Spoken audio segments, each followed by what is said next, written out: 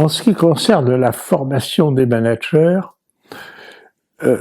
comment dirais-je, elle n'est pas en elle-même un vecteur de changement, elle est un vecteur d'accompagnement du changement. C'est-à-dire que il ne faut pas faire une confusion que l'on voit de plus en plus se produire dans la formation, qui est la confusion entre information et formation. Et on voit bien qu'aujourd'hui, dans les entreprises, il y a une grande tentative, dans les séminaires de formation, de les prendre pour faire passer des messages aux gens. Et des messages, alors ça peut être des messages très pratico-pratiques sur la nature des produits, mais des messages sur la nature du marché, etc., etc. La formation, ça n'est pas ça. La formation, c'est apprendre aux gens à comprendre quelque chose. Et donc, les formations devraient être, ce qu'elles le sont de moins en moins à mon sens, beaucoup plus méthodologiques que substantielles, si je peux m'exprimer ainsi. Et voyez, je vais prendre un exemple.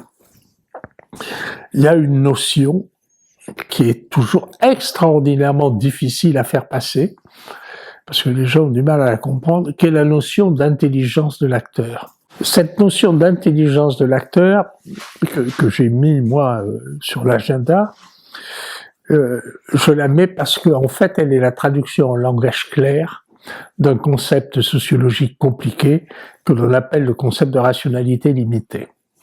L'intelligence de l'acteur, ça veut dire la capacité qu'ont tous les acteurs, quels qu'ils soient, les grands, les petits, les jeunes, les vieux, les gros, les maigres, les grands, tout ce que vous voulez, à trouver une solution, ce qu'ils vont faire, qui soit cohérente avec le contexte dans lequel ils sont. Ce qui veut dire, par exemple, que la déviance par rapport aux règles est un résultat de l'intelligence de l'acteur. Voilà, on va prendre un exemple qui est un exemple bébête, mais on va le prendre quand même. Si vous revenez sur le thème de la coopération et que vous dites à des acteurs, il faut absolument que vous coopériez, c'est un message. Et vous allez leur apprendre en formation pourquoi il faut coopérer, quel est le bénéfice de la coopération, etc. Ça, vous allez le mouliner. Et puis vous apercevez que, non, ils le font pas. Et si vous vous dites, mais alors le réflexe, c'est de dire ils comprennent rien, ou ils sont totalement omnubilés par leur intérêt personnel, ou des choses comme ça, quoi, des jugements moraux ou intellectuels. Et si vous comprenez l'intelligence de l'acteur, vous allez vous dire comment ces gens sont rémunérés, par exemple. Ils sont rémunérés totalement individuellement. Mais si vous demandez à des gens qui sont rémunérés, récompensés, promus, uniquement sur une base individuelle, et si vous leur demandez d'être tournés vers la coopération, vous créez une distorsion entre le message d'un côté et d'autre part le contexte dans lequel se trouve l'acteur. Et quand il y a une distorsion entre le message et le contexte, l'acteur se pliera toujours au contexte et oubliera le message. Donc, vous voyez, en formation, c'est des choses comme ça qu'il faudrait apprendre aux gens, parce que ça leur apprendrait à raisonner sur pourquoi les gens font ce qu'ils font. Et la question « pourquoi les gens font ce qu'ils font » est une question centrale pour une raison, c'est que fondamentalement, le management, ça consiste à obtenir des gens qu'ils fassent ce qu'on souhaiterait qu'ils fassent. Et tant que vous n'aurez pas compris pourquoi ils font ce qu'ils font, petit 1, 2, s'ils le font, c'est parce qu'ils sont intelligents, 3, quels sont les éléments du contexte sur lesquels je dois agir pour que les solutions qu'ils trouvent, c'est-à-dire leur comportement, soient différentes des solutions qu'ils trouvent aujourd'hui. Si vous êtes capable d'expliquer des choses comme ça, alors vous faites ce que l'on appelle de l'empowerment de vos managers. Si vous vous contentez de leur expliquer les bienfaits de la coopération, ça n'a aucun impact parce qu'on sait très bien que l'acteur peut parfaitement comprendre les bienfaits de quelque chose pour l'entreprise. Donc ça va, il n'a pas de problème intellectuel, il le sait, et ne pas le mettre à l'œuvre parce que c'est contradictoire avec le contexte dans lequel je l'ai moi-même mis cet acteur.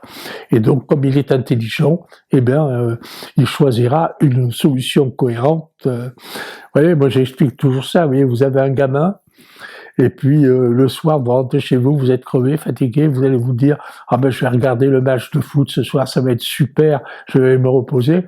Puis vous ouvrez la porte et la première chose qu'on vous donne, c'est le carnet de notes dégueulasse du gamin, avec des notes pas possibles. Et vous lui foutez une belle gifle. Ben, qu'est-ce qu'il va faire la prochaine fois, le gamin? Il vous donnera pas ses notes. Et s'il vous donne pas ses notes, c'est pas parce qu'il est bête, c'est parce qu'il est intelligent. C'est-à-dire qu'il trouve une solution qui est cohérente avec le contexte dans lequel vous l'avez mis.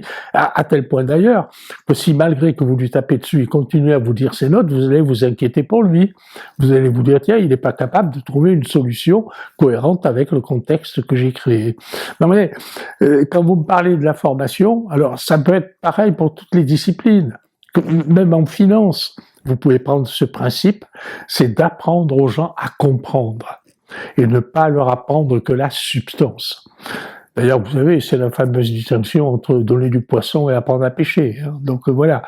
Ben oui, l'information, c'est apprendre à pêcher. L'information, c'est donner du poisson. Alors, c'est la forme à travers une idée qui est que si vous maîtrisez bien le sujet, vous devez être capable de le rendre compréhensible par tout le monde. Et ça, c'est une question de forme. Vous voyez, je vous disais tout à l'heure, ce qui s'appelle dans le langage, dans le jargon sociologique, la rationalité limitée, c'est dû à un économiste américain qui s'appelle Herbert Simon, et tous les travaux qu'il a fait avec James March, Mancur Olson, des gens comme ça, etc. Si vous expliquez ça en formation, vous perdez les gens immédiatement. D'accord? C'est comme ça. Si vous leur dites, OK, l'acteur est intelligent, je vais vous montrer ce que ça veut dire, là, vous gardez les gens avec vous. Donc, la forme est capitale par rapport à ça. Je crois que là, sur la formation permanente, il y a une dérive qui est en train de se produire, qui est une dérive qui conduit la formation à être toujours plus de l'information, et qui est une dérive qui est dommageable et qui participe de cette évolution négative du management de laquelle on n'est pas encore sorti.